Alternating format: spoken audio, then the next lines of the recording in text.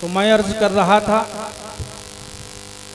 कि अल्लाह रब्बुल इज़्ज़त का बेपनाह शुक्र और एहसान है कि हम और आप साहिबे ईमान हैं और साहिबे ईमान के घर में पैदा हुए हैं और खूब सोच समझकर दीन इस्लाम पर कायम है। अल्लाह रब्बुल इज़्ज़त ने अपने महबूब के सदके वो तुफेल हमें बेपनाह नेमतों, रहमतों और बरकतों से सरफराज फरमाया। तो क्या हमारी और आपकी जिम्मेदारी नहीं है कि हम और आप दीन इस्लाम को जाने, दीन इस्लाम को पहचाने और इस्लाम के अहकाम पर अमल करें। एक तरफ तो हम अपना ताल्लुक इस्लाम से जोड़ते हैं और दूसरी तरफ अहकाम इस्लाम से रूगर्दानी करते हुए नजर आते हैं। आज हमारा और आपका हाल ये है कि न ही हमारे किरदारो अमल से इस्लाम झलक रहा है, न ही हमारे कौलो फेल से इस्लाम झलक रहा है और न ही जिंदगी किसी शोबे से इस्लाम झलक रहा है। उसके बरक्स वो कौन सी ऐसी बुराई है जिसको हमने अपना न रखी हो, वो कौन सा ऐसा गलत रस्म व रवाज है जिसने हमारे समाज को घेर न रखा हो। हम और आप दीन इस्लाम के मानने वाले हैं। हमारे और आपके ऊपर अल्लाह उसके रसूल की पैरवी लाजिम जरूरी है। हमें अपने आप को बुराइयों से दूर रखने के लिए, समाज को बुराइयों से दूर रखने के लिए किसी को आइडियल और रहनुमा बनाने की जरूरत नहीं। अगर आप अपने आप को बुराइयों से दूर रखना चाहते हैं, समाज को बुराइयों से पाक रखना चाहते हैं, तो पैगंबर इस्लाम के बताए हुए रास्तों पर अमल करना होगा। आपके उसवे हसना से अपनी जिंदगी को सजाना होगा।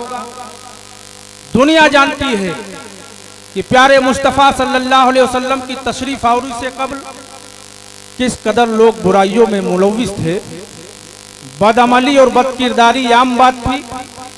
मामूली मामूली बातों पर उनके माबैन सालहा साल जंगें छिड़ जाती थी और उस वक्त के तसव्वुर राइज था कि अपने कराबतदारों का साथ दो, यानी लोग रिश्तेदारी और ताल्लुक को देखते थे, हक व इंसाफ के बजाय। अमीरों गरीब के दरमियान तफरीक की दीवार मौजूद थी। बात बात पर लोग झूठ बोलते थे, तिजारत में बेईमानी करते थे, एक दूसरे का नाहक माल खाते थे, एक दूसरे को नाहक सताते थे। अगर ये कहा जाए कि उस वक्त का मुआशरा हैवानों से बदतर मुआशरा था तो ये कहना गलत नहीं होगा। आकाए करीम सल्लल्लाहु अलैहि वसल्लम ने उनकी ऐसी तालीम व तरबियत फरमाई कि जो जालिम व जाबिर थे वो आदिल बन गए, जो चोर और डाकू थे वो मुहाफिज बन गए, जो जानी और शराबी थे वो पाकबाज बन गए, जो जाहिल और गंवार थे वो इल्म व हिकमत के ताजदार बन गए। गर्ज ये कि जो लोग बुराइयों में मुलव्विस थे वो अच्छाइयों और खूबियों के पैकर बन गए। खुद न थे जो राह पर औरों के हाथी बन गए। क्या नजर थी जिसने मुर्दों को मसीहा कर दिया। वाह वाह। प्यारे नबी से ताल्लुक और इश्क का नतीजा तो ये होना चाहिए था कि दुनिया दूर से देखकर ये जान जाती कि ये मुस्तफ़ा का दीवाना जा रहा है, ये मुस्तफ़ा का गुलाम जा रहा है। आज हमारा आपका हाल क्या है? अल्लाह के हुकूक की अदायगी हम नहीं करते, लोगों के हुकूक का ख्याल हम नहीं रखते, बात बात पर झूठ हम बोलते हैं, अपने भाइयों की गीबत हम करते हैं, समाज में फितना और फसाद हम फैलाते हैं, सूदी कारोबार हम करते हैं, रिश्वत का लेन देन हम करते हैं। अब आप मुझे बताइए कि इन अमाल के साथ किस तरीके से आप अल्लाह के हुजूर हाजिर होंगे, किस तरीके से अल्लाह के अजाब का सामना करेंगे, किस तरीके से अपने अमाल का हिसाब देंगे। अभी भी वक्त है कि हर वो काम करें जिसको अल्लाह उसके रसूल ने करने का हुक्म दिया है, हर उस काम से बाज आ जाएं जिससे अल्लाह उसके रसूल ने मना फरमाया है। खुदी को कर बुलंद इतना कि हर तकदीर से पहले खुदा खुद बंदे से पूछे, बता तेरी रजा क्या है। देखिए, बंदों पर दो तरीके के हुकूक होते हैं, एक है हुकूकुल्लाह और दूसरा है हुकूकुल इबाद, यानी अल्लाह रब्बुल इज्जत का हक और बंदों का हक।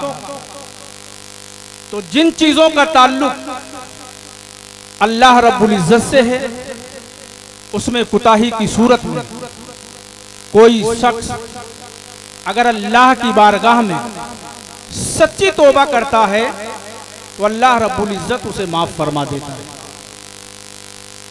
लेकिन जिन गुनाहों का ताल्लुक बंदों से है, मसलन किसी ने किसी को सताया है, किसी ने किसी को परेशान किया है, किसी ने किसी के जमीन पर कब्जा किया है, किसी का नाहक माल खाया है, तो जब तक वो बंदा नहीं माफ करेगा अल्लाह रब्बुल इज्जत भी माफ नहीं फरमाएगा। आकाए करीम सल्लल्लाहु अलैहि वसल्लम ने फरमाया कि मेरी उम्मत का मुफलिस इंसान कयामत के दिन बहुत सारी नेकियां लेकर के आएगा, बहुत सारी मकबूल इबादतें लेकर के आएगा, लेकिन हाल ये होगा कि उसने किसी को सताया होगा, किसी को परेशान किया होगा, किसी के जमीन पर कब्जा किया होगा, किसी का रुपया पैसा खाया होगा। आप जानते हैं हदीस पाक में फरमाया गया है कि एक एक हकदार को उसके हक के मुताबिक उसकी नेकियों में से दिया जाएगा, और जब उसकी नेकियां खत्म हो जाएंगी, हदीस पाक में फरमाया गया है कि सामने वाले का गुनाह उसके ऊपर लाद दिया जाएगा और हुक्म होगा कि इसे जहन्नम में डाल दो।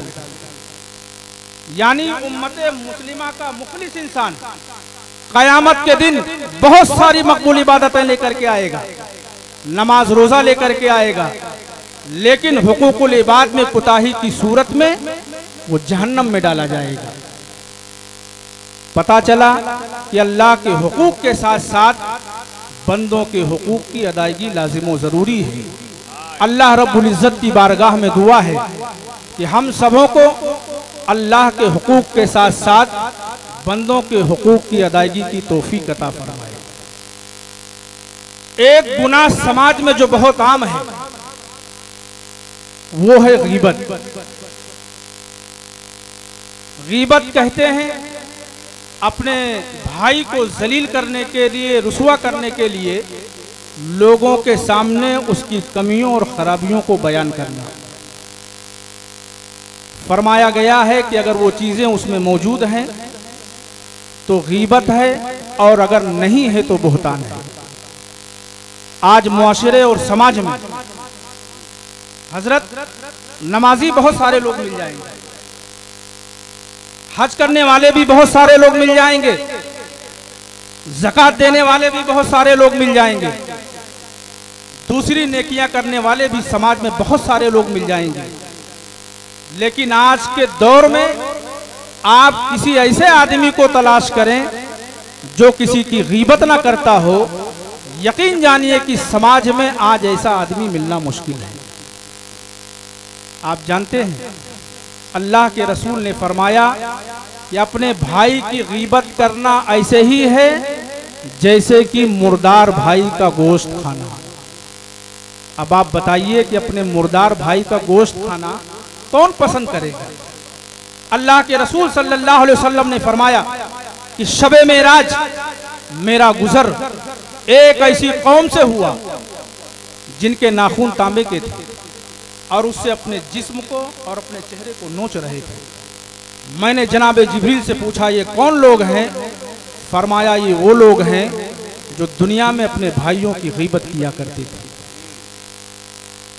गीबत एक ऐसा गुनाह है जिसकी वजह से समाज में बेशुमार बुराइयां जन्म लेती हैं। यकीन जानिए कि खालिस अगर इसे बुराई पर कंट्रोल पा लिया जाए तो समाज से बहुत सारे बुराइयों का खात्मा हो सकता है। ऐसे ही झूठ है। आज झूठ का चलन समाज में इतना आम है, ऐसा लगता है कि लोग झूठ को गुनाह ही नहीं समझते।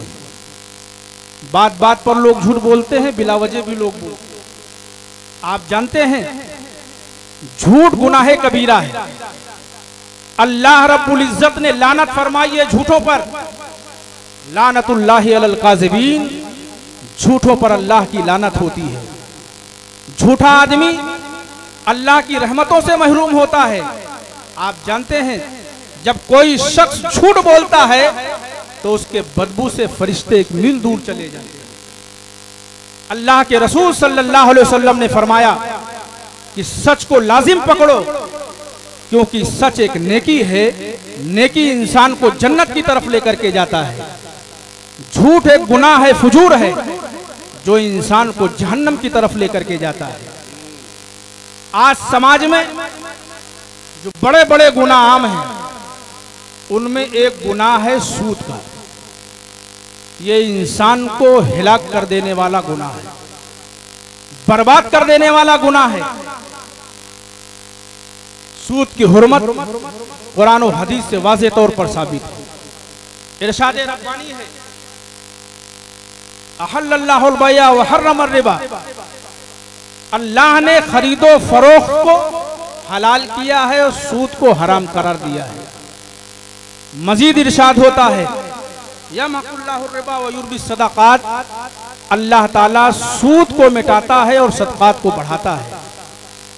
जिस नबी का हम और आप कलमा पढ़ते हैं, उस नबी ने भी लानत फरमाई है सूद खाने वालों पर, सूद खिलाने वालों पर, सूदी दस्तावेज लिखने वालों पर, सूद के सिलसिले में गवाही देने वालों पर। फरमाया गया है कि ये सब के सब गुनाह में बराबर के शरीक हैं। अल्लाह रब्बुल इज्जत ने किसी भी गुनाह कबीरा के मुर्तकिब से ऐलाने जंग नहीं फरमाया है, लेकिन सूदखोरों से ऐलाने जंग फरमाया है। मुसलमान भाइयों, मुझे बताओ, अल्लाह रब्बुल इज्जत जिससे ऐलाने जंग फरमाए, क्या उसका खात्मा बिल खैर हो सकता है? क्या वो फलाह और निजात पा सकता है? सूद खाने वालों की कोई इबादत कबूल नहीं होती है। हदीस पाक में फरमाया गया है, अगर कोई शख्स हराम का एक लुकमा खाता है तो 40 दिन तक उसकी इबादत कबूल नहीं होती है। अल्लाह के रसूल सल्लल्लाहु अलैहि वसल्लम ने फरमाया कि अगर कोई शख्स सूद के दिरहम को, एक दिरहम को अगर जानबूझकर खाता है तो 33 मर्तबा जिना से ज्यादा गुनाह रखता है। अल्लाह के रसूल सल्लल्लाहु अलैहि वसल्लम ने फरमाया कि शबे मेराज मेरा गुजर एक ऐसी कौम से हुआ जिनके पेट कमरों के मानिंद थे, उससे सांप नजर आ रहे थे।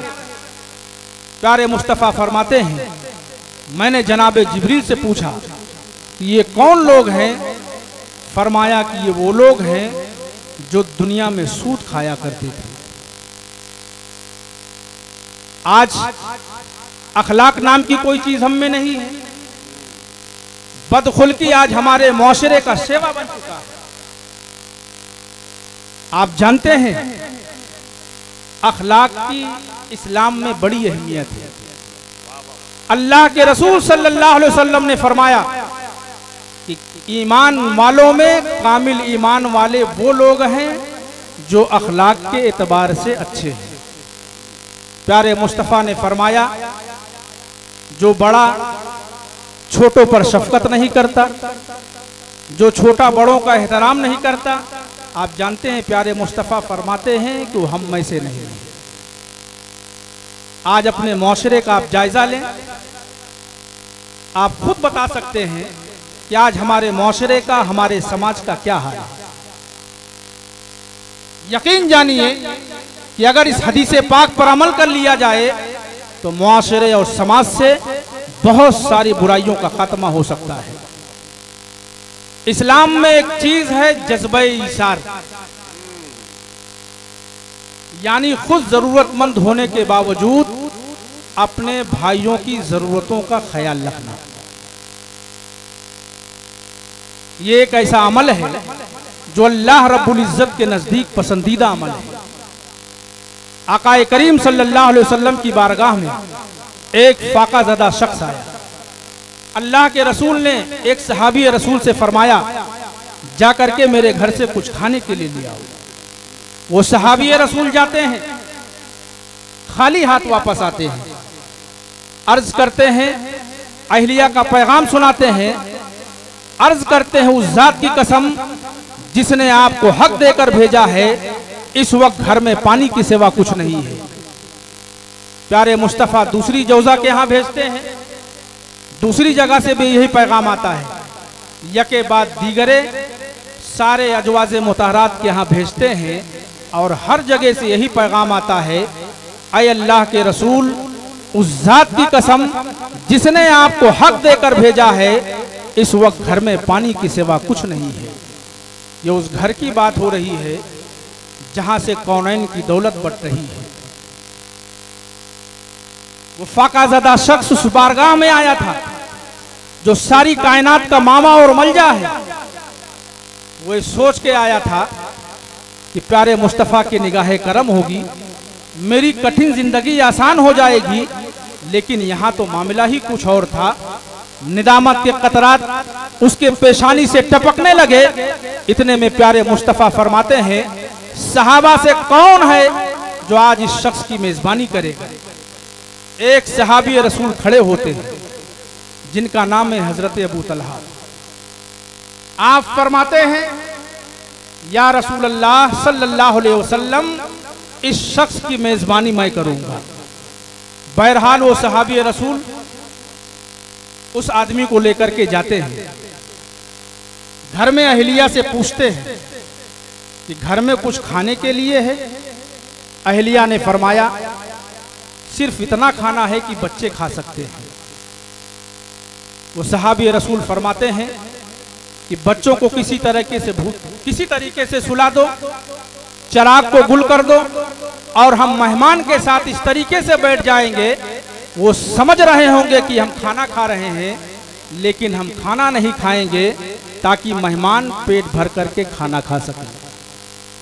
जब सुबह हुई, अल्लाह के रसूल की बारगाह में हाजिर हुए तो अल्लाह के रसूल ने तबस्सुम फरमाया और कहा, अबू तलहा, तुम्हारे इस हुस्न अमल को अल्लाह रब्बुल इज्जत ने अपनी बारगाह में कबूल फरमा लिया है। एक सहाबी रसूल के घर किसी ने बकरी का सर बतौर तोहफा भेजा। उन्होंने सोचा, मेरा फला भाई और उसके बच्चे ज्यादा हकदार है। वो सहाबी रसूल उनके यहाँ भेजते हैं, दूसरा तीसरे के यहाँ भेजता है, तीसरा चौथे के यहाँ भेजता है और इस तरीके से 7 घरों से होता हुआ पहले वाले सहाबी रसूल के घर वो बकरी का सर पहुंच जाता है। जंगे यरमुक के मौके पर उस सहाबा जख्म खा करके गिर गए, पानी मांगा। जब पानी दिया गया तो देखा कि दूसरे सहाबी रसूल पानी की तरफ देख रहे हैं, इशारा फरमाते हैं, ये पानी उन्हें पिला दो। दूसरे सहाबी रसूल के पास जब पानी जाता है, वो तीसरे सहाबा की तरफ देखते हैं कि पानी की तरफ देख रहे हैं, फरमाते हैं, ये पानी उन्हें पिला दो। आप जानते हैं, इस तरीके से किसी के हल्क में पानी का एक कतरा भी नहीं गया और जामे शहादत को नोश फरमा लिया। मुसलमान भाइयों, आप अंदाजा करें कि मेहमान के लिए अपने बच्चों को भूखा सुला देना, खुद जरूरतमंद होने के बावजूद अपने भाइयों की जरूरतों का ख्याल रखना। जंग में जख्म खुर्दा है, जाकनी का वक्त है, धूप की शिद्दत है, ऐसे आलम में अपने भाइयों का ख्याल रखना यकीनन अल्लाह के रसूल सल्लल्लाहु अलैहि वसल्लम की तालीम और तरबियत का नतीजा थी। पैदा हुई कभी शहर जिसकी अज़ा से उस बंदे मोमिन को अब लाऊं कहां से, जिन्हें हकीर समझकर बुझा दिया तूने, वही चिराग जलाओ तो रोशनी होगी। मेरे भाइयों, जिस तरीके से खाना पीना जरूरी है, ओढ़ना बिछौना जरूरी है, इससे कहीं ज्यादा इस्लाम पर अमल करना जरूरी है। इस्लाम दीन रहमत है, तमाम अंबियाए कराम अलैहिमुस्सलाम का दीन है। इस्लाम पर कायम रहने में खैर और भलाई है, और इस्लाम से दूरी इख्तियार करने में तबाही और बर्बादी है। शैतान इंसान का खुला हुआ दुश्मन है। उसकी ये कोशिश होती है कि इंसान को बुराई अच्छाइयों के रास्तों से हटाकर बुराइयों के रास्तों पर लगा दे। देखिए, हम और आप जिस तरीके से कोई मामला कोर्ट और कचहरी लेकर के जाते हैं, तो हमारी और आपकी ये कोशिश होती है कि किसी तरीके से हमें इस मुकदमे को जीतना है। उसके लिए झूठी शहादतें पेश करते हैं, झूठे गवाह पेश करते हैं, झूठे दस्तावेज पेश करते हैं, रिश्वत का लेन देन करते हैं, सियासी लोगों का दबाव बनाते हैं, हर मुमकिन कोशिश करते हैं कि किसी भी तरीके से हमें इस मुकदमे को जीतना है, और जीत भी जाते हैं। लेकिन कभी आपने सोचा कि हम कौन हैं और किस लिए हमको और आपको इस दुनिया में भेजा गया है? हम और आप मुसलमान हैं, अल्लाह उसके रसूल की पैरवी के लिए हमको और आपको भेजा गया था। ये दुनिया चंद रोजा है। अल्लाह रब्बुल इज्जत ने लिबासे जिंदगी में मलबूस फरमा करके हमें इस दुनिया में भेजा है, और वही लिबासे जिंदगी उतार कर लिबासे मौत पहनाएगा। हमें सारे अमाल का हिसाब देना है। दुनिया की अदालतों के खात्मे के बाद एक अजीम अदालत कायम होगी। वहां पर न तो कोई रिश्वत लेने वाला होगा, न तो कोई वकील वकालत करने वाला होगा, और न ही किसी की सिफारिश चलेगी। उस अजीम अदालत पर अल्लाह रब्बुल इज्जत जलवा फरमा होगा। हक को इंसाफ के साथ फैसले होते चले जाएंगे। उस वक्त अल्लाह के हुकूक की अदायगी न करने वाले, लोगों के हुकूक का ख्याल न रखने वाले, झूठ बोलने वाले, गीबत करने वाले, समाज में इंतशार फैलाने वाले, सूदी कारोबार करने वाले कफे अफसोस मलते रहेंगे। क्योंकि दुनिया आखिरत की खेती है। यहाँ जो कुछ बोया जाएगा वही फसल काटनी पड़ेगी। देखिए, अगर आप दुनिया और आखिरत की भलाई को चाहते हैं तो अपने आप को इस्लाम के रंग में रंग लें। आपकी दुनिया भी संवर जाएगी, आपकी आखिरत भी संवर जाएगी। आपने दुपट्टा रंगाया होगा या रंगते हुए देखा होगा, सबसे पहले काम जो किया जाता है उस पर से पहले वाला रंग उतारा जाता है, ताकि चढ़ने वाला रंग अच्छी तरीके से चढ़ सके। और दूसरी चीज जो जरूरी है वो कपड़े का मजबूत होना जरूरी है, ताकि ऐसा ना हो कि कलर चढ़ाते व उतारते वक्त कपड़ा कहीं फट ना जाए, खराब ना हो जाए। और तीसरी चीज है रंग का मेयारी होना, ताकि कहीं ऐसा ना हो कि एक ही दो मर्तबा धुलने के बाद कहीं रंग ना उतर जाए, कहीं फीका ना पड़ जाए। इसी तरीके से अपने ऊपर इस्लाम के रंग को चढ़ाने के लिए सबसे पहले आपको मजबूत होना जरूरी होगा। जब आप अपने आप को बुराइयों से दूर करेंगे, शैतान आपको रोकेगा, बहकाएगा, लेकिन आपको करना क्या है? आपको रुकना नहीं है, आपको थकना नहीं है। हर उस चीज को उतार कर फेंक देना है जो इस्लाम के खिलाफ है। देखिए, इस्लाम के रंग के अलावा आपकी दुनिया हसीन तो हो सकती है, लेकिन आखिरत हसीन नहीं हो सकती है। आखिरत सिर्फ और सिर्फ इस्लाम के रंग से ही हसीन हो सकता है। आप अपने आप को इस्लाम के रंग में इस तरीके से रंग ले कि ना आप इस्लाम से अलग नजर आए और ना आपसे इस्लाम अलग नजर आए। लेकिन आज देखा यह जा रहा है कि जैसे जैसे दिन गुजरते चले जा रहे हैं, हमारे ऊपर से इस्लाम का रंग उतरता ही चला जा रहा है। खाने पीने से लेकर उठने बैठने तक आज हर चीज में हम गैरों की नक्काली कर रहे हैं और उसको बाइसे इफ्तिखार भी समझते हैं। अल्लाह के रसूल ने फरमाया, अगर कोई शख्स किसी कौम की मुशाबिहत इख्तियार करता है, हदीस पाक में फरमाया गया है कि उसका हश्र उसी में से होगा।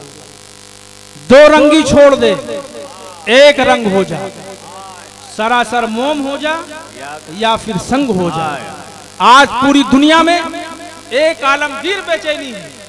कोई गांव ऐसा नहीं, कोई घर ऐसा नहीं जहां बेचैनी और बेइत्मीनानी न पाई जाती है। आज का इंसान चैनो सुकून की तलाश में मारा मारा फिर रहा है। किसी ने समझा कि चैनो सुकून इख्तिदार में मिलता है, लेकिन इख्तिदार मिलने के बाद पता चलता है कि यहाँ तो सुकून एक लम्हे के लिए भी नहीं है।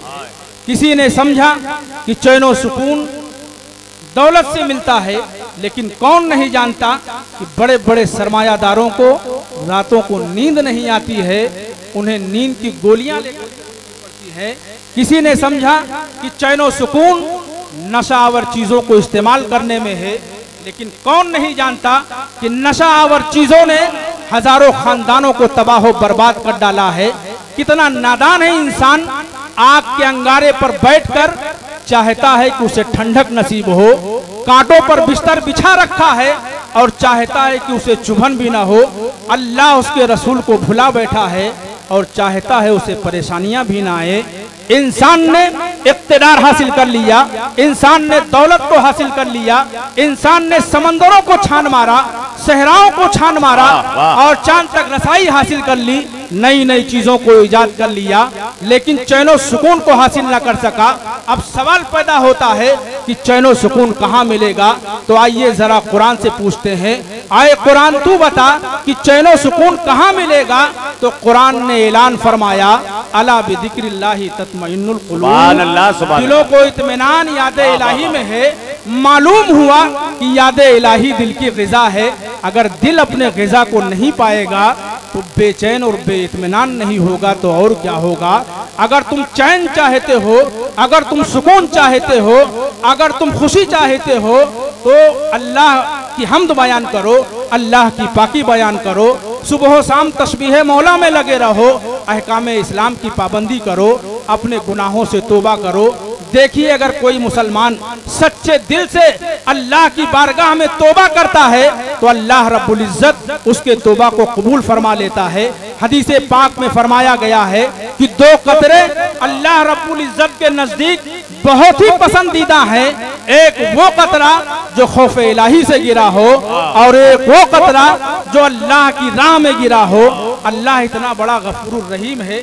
देखिए, हम और आप कोर्ट कचहरी कोई मामला लेकर के जाते हैं तो दुनिया जानती है कि फला ने ये जुर्म किया है, लेकिन मेरा परवरदिगार कहता है अकेले आ, मेरी बारगाह में आ, तू जानेगा मैं जानूंगा।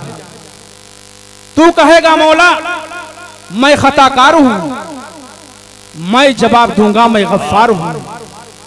तू कहेगा मौला मैं गुनहगार हूं, मैं जवाब दूंगा मैं सत्तार हूं। अश्के निदामत तो लेके आ, कतरे निदामत तो लेके आ, गलतियों पे रोने की आदत तो लेके आ। सुनो, नबी पाक सल्लल्लाहु अलैहि वसल्लम ने इरशाद फरमाया कि जब जहन्नम को 70,000 जंजीरों में जकड़ कर लाया जाएगा तो जहन्नम इतनी तेजी के साथ चिंगार रहा होगा कि लोग हवास भागता हो जाएंगे, लोग भागते जाएंगे, जहन्नम उनका पीछा करता जाएगा। जब लोग जहन्नम को अपने पीछे आता देखेंगे तो कहेंगे आए जहन्नम, हम तुझे नमाज का वास्ता देते हैं, नमाज के सदके में तू हमको पनाह दे दे। जहन्नम नहीं मानेगा, दौड़ाता जाएगा। लोग कहेंगे आए जहन्नम, हम तुझे रोजे का वास्ता देते हैं, रोजे के सदके में तू हमको पनाह दे दे। जहन्नम नहीं मानेगा, दौड़ाता जाएगा। लोग कहेंगे आए जहन्नम, हम तुझे अमाले स्वालिहा का वास्ता देते हैं, अमाले स्वालिहा के सदके में तू हमको पनाह दे दे। जहन्नम नहीं मानेगा, दौड़ाता जाएगा। इतने में जनाबे जिब्रील अमी हाजिर होंगे, अर्ज करेंगे या रसूल अल्लाह, गुनहगार दुहाई दे रहे हैं नमाज की, जहन्नम नहीं मान रहा है। गुनहगार दुहाई दे रहे हैं हज की, जहन्नम नहीं मान रहा है। गुनहगार दुहाई दे रहे हैं अमाले स्वालिहा की, जहन्नम नहीं मान रहा है। ऐ नबी, ये लीजिए, कटोरा देंगे जनाबे जिब्रील अमी, उसमें कुछ पानी होगा। प्यारे मुस्तफ़ा से फरमाएंगे या रसूल अल्लाह, इसको जहन्नम की तरफ छिड़क दीजिए। मेरे आका छिड़कते जाएंगे, जहन्नम के शोले बुझते जाएंगे। जब जहन्नम की आग बुझ जाएगी, प्यारे मुस्तफ़ा ने फरमाया कि आए जनाबे जिब्रील, लोगों ने नमाज का वास्ता दिया, जहन्नम नहीं माना। लोगों ने हज का वास्ता दिया, जहन्नम नहीं माना। लोगों ने अमाले स्वालिहा का वास्ता दिया, जहन्नम नहीं माना। इस पानी में कौन सी खूबी थी कि चंद छींटे फेंकने के बाद जहन्नम की आग ठंडी हो गई? अर्ज करेंगे या रसूल अल्लाह, ये पानी नहीं है, ये आपकी उम्मत का उसके निदामत है। उम्मतियों को जब अपनी गलतियों पर एहसास हुआ है और रोकर जो खुदा की बारगाह में माफी मांगी है, इन आंसुओं की ताकत है। या रसूल अल्लाह, जहन्नम की आग बुझती हुई नजर आ रही है, जहन्नम की आग सर्द पड़ती हुई नजर आ रही है। मुसलमानों, आखिरी बात, अगर आप में गैरत इस्लाम बाकी है, आपके सीनों में पत्थर की जगह दिल की जगह पत्थर नहीं है, तो आज के इस अज़मत मुस्तफ़ा कॉन्फ्रेंस में आप यह करके उठें कि इंशाअल्लाह झूठ से बचने की कोशिश करेंगे। बोलिए, आगे बोलने का इरादा है? बोलिए, इंशाअल्लाह झूठ से बचने की कोशिश करेंगे, अपने भाइयों की गीबत नहीं करेंगे, सूदी कारोबार नहीं करेंगे, समाज में इंतशार नहीं फैलाएंगे, बदखुल्की का मुजाहरा नहीं करेंगे, किसी की जमीन और जायदाद को नहीं हड़पेंगे, किसी का नाहक माल नहीं खाएंगे। यकीन जानिए कि जिस दिन आप इस्लाम पर अमल पैरा हो जाएंगे, दुनिया की कोई ताकत आपको कामयाबी और कामरानी से नहीं रोक सकती है। न पहाड़ आपका रास्ता रोक सकता है, न समंदर की लहरें आपका रास्ता रोक सकती है, क्योंकि मुसलमान जब मुसलमान बनकर चलता है तो पहाड़ भी उनका इस्तेकबाल करते हैं। जब मुसलमान बनकर चलता है तो समंदर की लहरें भी उनका इस्तेकबाल करती हैं। आपकी बदअमलियों के नतीजे में आज दुनिया में आपका क्या हाल है? सोशल मीडिया का जमाना है, कुछ बताने की जरूरत नहीं है, आप रोजाना देखते और सुनते रहते हैं। दुनिया का कोई ऐसा गोशा नहीं जहां हम पर जुल्म और सितम के पहाड़ न तोड़े जा रहे हैं। दुनिया का कोई ऐसा खित्ता नहीं जहां हमारे अकीदो ईमान को छीनने की कोशिश न की जा रही है। दुनिया की कोई ऐसी यूनिट नहीं जहां हम पर मजालिम न हो रहे। आज पूरी दुनिया मक्तल बन चुकी है हमारे अकीदो ईमान की, हमारे तहजीब और रवायात की। और दूसरी तरफ मुसलमानों के अकायद की बुनियादों को कमजोर करने के लिए, मुसलमानों में निफाक और इंतशार पैदा करने के लिए बेशुमार मजहबी जमातों को पैदा कर दिया गया है, ताकि मुसलमान अपने दीन के नाम पर मुत्तहिद न होने पाए, मुसलमान कुरान के नाम पर मुत्तहिद न होने पाए, मुसलमान प्यारे मुस्तफ़ा के नाम पर मुत्तहिद न होने पाए। यानी एक तरफ हमारी लाशें गिराई जा रही हैं और दूसरी तरफ हमारे अकीदो ईमान को छीनने की कोशिश की जा रही है। उसके बावजूद हमारा और आपका हाल क्या है कि हम और आप अपने आप को बदलने के लिए तैयार नहीं। हमारी रोजमर्रा की जिंदगियों में कोई तब्दीली नहीं है। जलसा हो रहा है, लोग जाएंगे, सो जाएंगे, टेंट वाला चला जाएगा, लेकिन हमारी जिंदगियों में कोई तब्दीली हमें दिखाई नहीं मिलती। यकीन जानिए कि जब तक आप उलमाए कराम की बातों पर अमल नहीं करेंगे, जब तक आप दीन की बातों पर अमल नहीं करेंगे, आप यूं ही दुनिया में भी जलीलो खार होते रहेंगे और आखिरत में हमारा क्या हश्र होगा वो तो अच्छी तरीके से आप जानते हैं, उलमाए कराम से सुनते रहते हैं। अगर आप इक़्तिदार चाहते हैं और कामयाबी चाहते हैं, तसर्रुफ चाहते हैं, तो इस्लाम के वसूलों पर अमल पैरा हो जाए। आखिर हमारे असलाफ भी इसी रोए जमीन और बज़्मे कायनात के परवरदा थे। आखिर उनके पास कौन सी कुव्वत थी कि चंद बेसरो सामा अरब की सरजमीन से उठे और देखते देखते पूरी दुनिया पर छा गए। यकीनन अल्लाह की जात पर तवक्कुल, अल्लाह के रसूल अनी से बेकसा से मोहब्बत एक ऐसी कुव्वत थी जिसकी बुनियाद पर जिस तरफ गए कामयाबियों ने उनके कदमों को चूमा। उनके खाली हाथों में नसरुम मिनल्लाह फतहुन करीब की तेगे जुल्फ़िकार थी। उनके दोषे हिम्मत पर वान तुमुलालौना इन कुंतुम मोमिनीन का भरा हुआ तरकश था। उनके सीनों में जाल हक व ज़हकल बातिल का चमकता हुआ यकीन था। उनकी आंखें आफ़ताबे नबुव्वत से मुस्तनीर थी। उनकी तबीयतें आबे हिदायत से धुली हुई थी। उनके कुलूब निहायत ही पाकीज़ा थे। वो जिस तरफ गए, जहां गए, कामयाबियों ने उनके कदमों को चूमा। जहां पहुंचे जमीन को आसमां से कर दिया ऊंचा। जहां ठहरे दरो दीवार का नक्शा बदल आए। मुसलमानों, अगर आप भलाई चाहते हैं, आप इक़्तिदार चाहते हैं, आप तसर्रुफ चाहते हैं, तो फिर एक मर्तबा आपसे गुजारिश करता हूं कि जो बातें मैंने अर्ज की हैं आपके सामने, आप झूठ से बचने की कोशिश करें, गीबत से बचने की कोशिश करें, हराम माल खाने से बचने की कोशिश करें, सूदी कारोबार से बचें, हर उस काम से बचें जिससे अल्लाह उसके रसूल ने बचने का हुक्म दिया है, और हर उस काम से बाज आ जाएं जिससे अल्लाह उसके रसूल ने मना किया है। जिस दिन आप ऐसा करेंगे तो वादे इलाही है कि मोहम्मद से वफा तूने तो हम तेरे हैं, ये जहां चीज क्या लौह कलम तेरे हैं। वाखिरु दावाना अनिल हम्दुलिल्लाहि रब्बिल आलमीन। अस्सलामु अलैकुम व रहमतुल्लाहि व बरकातुहू।